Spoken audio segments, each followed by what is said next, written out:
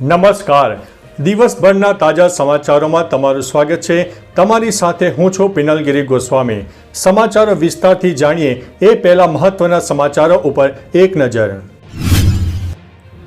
મિત્રો, આજની વિડીયોમાં વાત થશે મેટ્રો કોર્ટે નકલી લવાદ મોરિસના 3 દિવસના રિમાન્ડ મંજૂર કર્યા છે. ત્યારે વાત થશે ખોટી આવક દર્શાવીને લીધેલા 140 એડમિશન રદ કરવામાં આવ્યા છે. WRMS કાર્યાલયમાં રાષ્ટ્રધ્વજનું અપમાન કરવામાં આવ્યું છે. ત્યારે વાત થશે જર્મની જનારા લોકો માટે સરસ સમાચાર સામે આવ્યા છે. સગીરાને બગાડીને દુષ્કર્મ આચરનાર આરોપીને 20 વર્ષની સજા ફટકારવામાં આવી છે. એક સાક્ષીએ કોર્ટરૂમમાં વકીલને લાફો માર્યો છે. વાત છે અમદાવાદની. ત્યારે વાત થશે પાકિસ્તાનમાં પ્રદૂષણે હોબાળો મચાવ્યો, સંપૂર્ણ લોકડાઉન જાહેર કરવામાં આવ્યું છે. ત્યારે વાત થશે સ્થિતિ વધુ ખરાબ, શાળાઓ પણ બંધ કરી દેવાની જાહેરાત કરવામાં આવી હતી. ત્યારે વાત થશે 7 ભારતીય માછીમારો બચી ગયા છે. આગળ વાત થશે મોડી રાત્રે ગુજરાતમાં થયો હતો મોટો અકસ્માત, 6 લોકોના થયા છે મોત. ત્યારે વાત થશે ઠંડીને લઈને નવી આગાહી સામે આવી છે. અને અંતે વાત થશે ઠંડીની મોડી શરૂઆત થવાથી શિયાળુ પાકના વાવેતર ઉપર અસર જોવા મળશે. હવે મિત્રો સમાચારો વિસ્તારથી.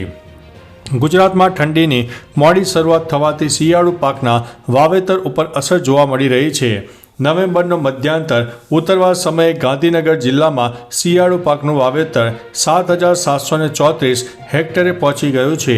ત્યારે નોંધવું રહેશે કે ગત વર્ષે તારીખ 13મી નવેમ્બર પહેલાં જિલ્લામાં રવિ મોસમમાં ખેડૂતો દ્વારા 9,714 હેક્ટરમાં વિવિધ પાક વાવેતર કરાયું હતું. પરંતુ આ વખતે ખેડૂતોએ ઓછા દિવસમાં વધુ કામ કરવું પડશે. મિત્રો, અન્ય મહત્વના સમાચારની વાત કરીએ તો ઠંડીને લઈને નવી આગાહી સામે આવી છે. રાજ્યમાં ઠંડી પડવાની શરૂઆત તો થઈ ચૂકી છે. ત્યારે હવે હવામાન વિભાગની નવી આગાહી સામે આવી છે. તે મુજબ 2 દિવસ બાદ ગુજરાતીઓને વધુ ઠંડી લાગવાની છે. રાજ્યની વાત કરીએ તો કચ્છના નલિયામાં સૌથી ઓછું 15.8 ડિગ્રી તાપમાન નોંધાયું છે. ડીસામાં 16 ડિગ્રી તો અમદાવાદમાં લઘુત્તમ તાપમાન 18.1 ડિગ્રી નોંધાયું છે. ગાંધીનગરમાં પણ ઠંડી વધી છે. આ વખતે ઠંડી પડવામાં મોડું થયું છે. ત્યારે મિત્રો, તમારા ત્યાં શું હાલ છે તે પણ કમેન્ટમાં જણાવજો. મિત્રો, અન્ય મહત્વના સમાચારની વાત કરીએ તો મોડી રાત્રે ગુજરાતમાં થયો છે મોટો અકસ્માત, 6 લોકોના થયા છે મોત. ભરૂચમાં મોડી રાત્રે જંબુસરના મગણાદ ગામ પાસે રસ્તા પર ઊભી રહેલી ટ્રકમાં ઇકો કાર ઘૂસી ગઈ હતી. આ અકસ્માતમાં 2 બાળકો, 2 મહિલાઓ અને 2 પુરુષોના મોત થયા છે. 4 લોકો ગંભીર રીતે ઘાયલ થયા છે.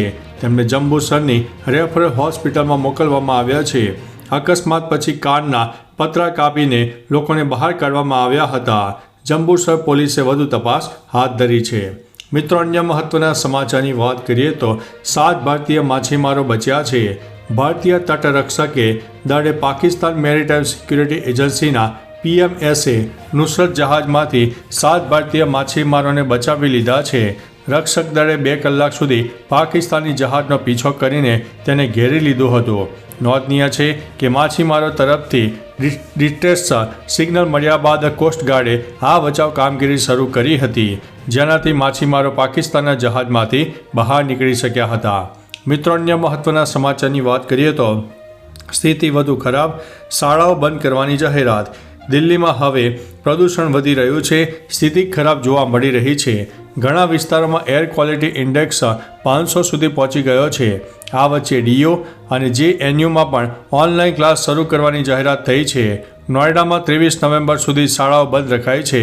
વધતા પ્રદૂષણ વચ્ચે ઓનલાઈન ક્લાસ ચલાવવાનો નિર્ણય લેવાયો છે. ગુરુગ્રામમાં હવે ધોરણ 12 સુધીની શાળાઓ બંધ કરાઈ છે. સુપ્રીમ કોર્ટની સૂચના બાદ વહીવટીતંત્રએ આ નિર્ણય લીધો છે. મિત્રો, અન્ય મહત્વના સમાચારની વાત કરીએ તો પાકિસ્તાનમાં પ્રદૂષણે હોબાળો મચાવ્યો, સંપૂર્ણ લોકડાઉન. પાડોશી દેશ પાકિસ્તાનમાં પ્રદૂષણે હોબાળો મચાવ્યો છે. પંજાબ પ્રાંતના 2 શહેરો લાહોર અને મુલતાનમાં સંપૂર્ણ લોકડાઉન લાદવામાં આવ્યું છે. મુલતાન શહેરની હાલત ખરાબથી વધુ ખરાબ થઈ રહી છે. અહીં એર ક્વોલિટી ઇન્ડેક્સ 2000ને પાર કરી ગયો છે. જ્યારે લાહોરમાં એર ક્વોલિટી ઇન્ડેક્સ 1100ની ઉપર યથાવત છે. લાહોરને વિશ્વનું બીજું સૌથી પ્રદૂષિત શહેર જાહેર કરવામાં આવ્યું છે. મિત્રો, અન્ય મહત્વના સમાચારની વાત કરીએ તો એક સાક્ષીએ કોર્ટરૂમમાં વકીલને લાફો માર્યો છે. અમદાવાદની નેગોશિયેશન કોર્ટમાં વિવાદ થયો હતો. એક સાક્ષીએ કોર્ટરૂમમાં વકીલને લાફો માર્યો તેવી ઘટના સામે આવી છે. બાર કાઉન્સિલ ઓફ ગુજરાતના હોદ્દેદાર અનિલ કેલાએ જણાવ્યું હતું કે આ અંગે બાર કાઉન્સિલ સીએમ સમક્ષ રજૂઆત કરવાનું છે. વકીલોની સુરક્ષા માટે કાયદો બને તે અંગે પણ રજૂઆત કરાશે. તેમણે જણાવ્યું હતું કે દેશમાં એડવોકેટ પ્રોટેક્શન એક્ટ જરૂરી છે. મિત્રો, અન્ય મહત્વના સમાચારની વાત કરીએ તો સગીરાને ભગાડીને દુષ્કર્મ આચરનાર આરોપીને 20 વર્ષની સજા. સાવલીની પોક્સો કોર્ટે સગીરાને ભગાડીને દુષ્કર્મ આચરનારા કેસમાં ચુકાદો આપ્યો છે. વડોદરામાં સગીરાને ભગાડીને દુષ્કર્મ આચરનાર આરોપીને 20 વર્ષની સજા અને 50,000નો દંડ ફટકારવામાં આવ્યો છે.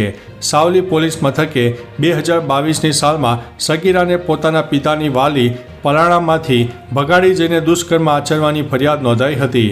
સગીરા પર અલગ અલગ જગ્યાએ દુષ્કર્મ આચરવામાં આવ્યું હતું.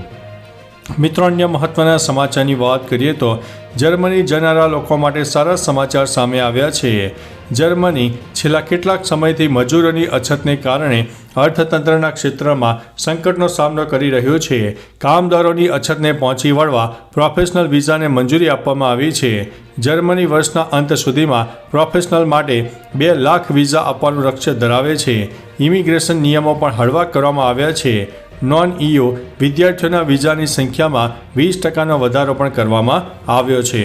મિત્રો, અન્ય મહત્વના સમાચારની વાત કરીએ તો આણંદ રેલવે સ્ટેશન પાછળ આવેલ વેસ્ટર્ન રેલવે મજદૂર સંઘના કાર્યાલયમાં રાષ્ટ્રધ્વજનું અપમાન થયું હોય તેવી ઘટના સામે આવી છે. રાષ્ટ્રધ્વજમાં અશોક ચક્રની બાજુમાં WR, MS અને NFIR લખાણ થતાં વિવાદ થયો છે, જેમાં રાષ્ટ્રધ્વજનું અપમાન થતું હોવાથી આણંદ રેલવે પોલીસે રેલવે મજદૂર સંઘ યુનિયનના સભાસદ અને યુનિયન કાર્યકર્તા વિરુદ્ધ રાષ્ટ્રીય ગૌરવનું અપમાન નિવારણ અધિનિયમની કલમ 2 મુજબનો ગુનો નોંધીને કાર્યવાહી હાથ ધરી છે. મિત્રો, અન્ય મહત્વના સમાચારની વાત કરીએ તો ખોટી આવક દર્શાવીને લીધેલા 140 એડમિશન રદ કરવામાં આવ્યા છે. અમદાવાદમાં RTE હેઠળ થયેલી ગેરરીતિનો પર્દાફાશ થયો છે. RTEના 140 એડમિશન રદ કરવામાં આવ્યા છે. ખોટી આવક દર્શાવી લીધેલા 140 એડમિશન રદ કરવામાં આવ્યા છે. કેટલાક શંકાસ્પદ એડમિશન અંગે સ્કૂલોએ DEOને ફરિયાદ કરી હતી. શહેરની જાણીતી સ્કૂલોમાં RTEના એડમિશન રદ થયા છે, જેમાંથી સૌથી વધુ ઉદ્ગમ અને કેલોરેક્સ સ્કૂલના એડમિશન પણ રદ થયા છે. મિત્રો, અન્ય મહત્વના સમાચારની વાત કરીએ તો મેટ્રો કોર્ટે નકલી લવાદ મોરિસના 3 દિવસના રિમાન્ડ મંજૂર કર્યા છે. મેટ્રો કોર્ટે નકલી લવાદ મોરિસના 3 દિવસના રિમાન્ડ મંજૂર કર્યા છે. વાત એમ છે કે નકલી લવાદ મોરિસે કરોડોની સરકારી જમીનના કેસમાં એક ઊભા કરેલા અરજદાર વિન્સેન્ટ પક્ષમાં એવોર્ડ પસાર કર્યો હતો. સરકારી વકીલે રિમાન્ડ માંગતા મુદ્દા રજૂ કર્યા હતા. જે એવોર્ડ પસાર કરાયો તે જમીનની માલિકી અમદાવાદ મહાનગર કોર્પોરેશનની હતી. હવે અન્ય કેટલા એવોર્ડ પસાર કર્યા તે હવે જાણવાનું બાકી છે. તો ચાલો મિત્રો, ફરીથી દેશ અને દુનિયાના સુપરફાસ્ટ સમાચાર લઈને મળતા રહીશું. ત્યાં સુધી અમને રજા આપશો. નમસ્તે.